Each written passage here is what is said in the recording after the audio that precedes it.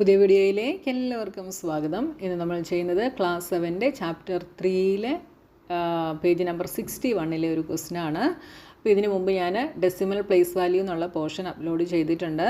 നിങ്ങളത് നന്നായി കണ്ട് മനസ്സിലാക്കിയതിന് ശേഷം ക്വസ്റ്റ്യൻസ് ചെയ്യുന്നത് കാണുക, എന്നാലേ നിങ്ങൾക്ക് മനസ്സിലാവത്തുള്ളൂ കേട്ടോ. Okay, we already know that 100 tens make 1000. അതായത് 100 ടെൻസുകൾ ചേർന്നിട്ടാണ് 1000 ഉണ്ടാകുന്നതെന്ന് നമുക്കറിയാം അല്ലേ. അതായത് 100 ടെൻസുകൾ മീൻസ് 100 × 10 ഇത്രയുമാണ് 1000 ഉണ്ടാകുന്നത്. ഇനി 100 hundreds ചേർന്നാൽ എന്താവും?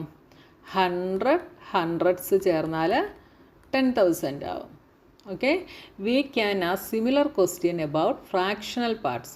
അപ്പം ഫ്രാക്ഷണൽ പാർട്സ് വെച്ചിട്ട് ഇതേപോലത്തെ സിമിലർ ക്വസ്റ്റ്യൻ നമുക്ക് ചോദിക്കാനായിട്ട് കഴിയും. How many thousands make 1 unit? എത്ര തൗസൻഡ്സുകൾ ചേർന്നാലാണ് 1 യൂണിറ്റ് ഉണ്ടാകുന്നത്? തൗസൻഡ്സ് എന്ന് പറയുമ്പോൾ എന്ത് വരും? ഇതാ ഇങ്ങനെ വരും, കണ്ടോ? THOUSANDTHS തൗസൻഡ്സ് എന്ത് വരും?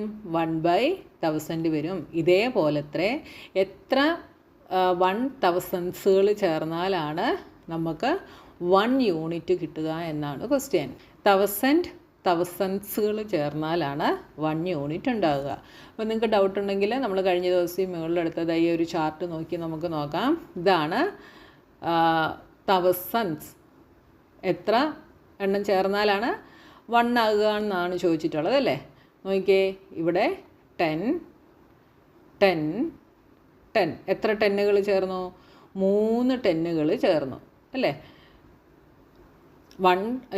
1000s 10 ടൈംസ് ആകുമ്പോൾ ഹൺഡ്രഡ്സ് ആവും. ഹൺഡ്രഡ്സ് 10 ടൈംസ് ആകുമ്പോൾ ടെൻസ് ആവും.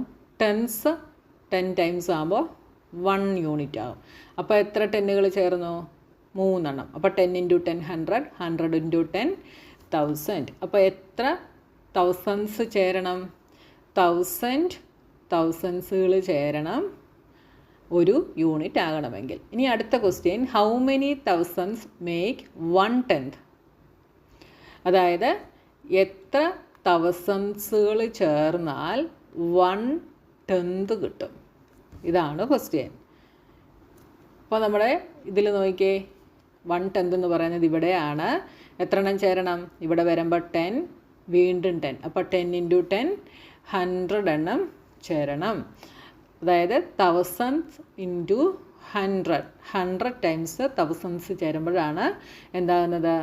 1/10 ആകുന്നത്. അപ്പോൾ നിങ്ങൾക്ക് മേളിൽ ചാർട്ട് നോക്കേണ്ട കാര്യമില്ല, ഇങ്ങനെ എഴുതി നോക്കിയാൽ മതി. ഇവിടെ 1/10 കിട്ടണമെങ്കിൽ മേളിൽ 100 വരണം.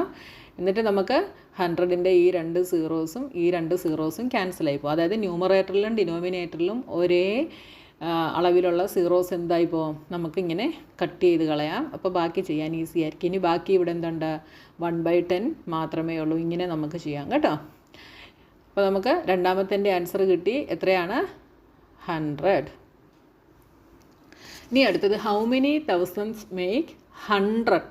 അതായത് എത്ര തൗസൻഡ്സ് ചേർന്നാലാണ് 100 ഉണ്ടാകുക? അതായത് എത്ര, ഇതാണ് തൗസൻഡ്, ഇത് എത്ര എണ്ണം ചേർന്നാൽ 100 ഉണ്ടാവും?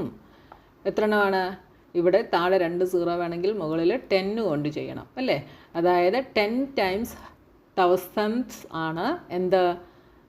100 എന്ന് പറയുന്നത്. ഇവിടെ ഈ ഒരു സീറോയും ഈ ഒരു സീറോയും ക്യാൻസലായ നമുക്ക് 1/100 എന്ന് കിട്ടും. അപ്പോൾ ഇവിടെ ആൻസർ 10 എന്ന് എഴുതാം. ഇനി അടുത്തത്, ഹൗ മെനി ടൺസ് മേക്ക് 1/10? അതായത് എത്ര ടൺസ് ചേരുമ്പോഴാണ് 1/10 ഉണ്ടാകുന്നത് എന്ന് പറയണം. എത്ര ടൺസുകൾ ചേരുമ്പോഴാണ്? അതാ നോക്കിയേ, ഇതാണ് ടെൻസ് എന്ന് പറയുന്നത് അല്ലേ. 1/10നെയാണ് ടെൻസ് എന്ന് പറയുന്നത്. ഇത് എത്ര എണ്ണം ചേരുമ്പോഴാണ് 1/10 ആകുന്നത്? ഇതാ ഇവിടെ നിന്ന് ഇങ്ങോട്ട് ഒരു 10, അടുത്തത് 2 10 അല്ലേ, 2 പ്രാവശ്യം. അതായത് 10 × 10 100.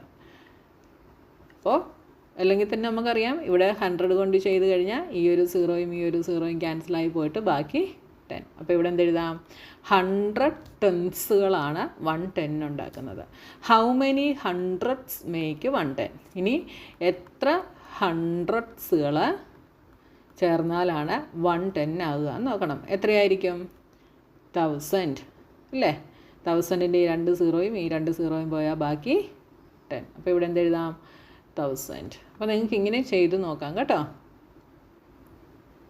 Make A few more question of this kind and answer dum. അത് നിങ്ങൾ ഇതേപോലത്തെ കുറേ ചെയ്യാനാണ് പറഞ്ഞിട്ടുള്ളത്. അപ്പോൾ അത് നിങ്ങൾ തന്നെ ഇതുപോലെ കുറേ പ്രാക്ടീസ് ചെയ്ത് നോക്കുക കേട്ടോ. അപ്പോൾ നമ്മുടെ പേജ് നമ്പർ 61 ഈ ക്വസ്റ്റ്യൻ കഴിഞ്ഞു. ഇനി അടുത്തത് notation, writing and reading of numbers എന്നുള്ള പോർഷനാണ്. അതുമായിട്ട് നമുക്ക് നെക്സ്റ്റ് വീഡിയോയിൽ കാണാം.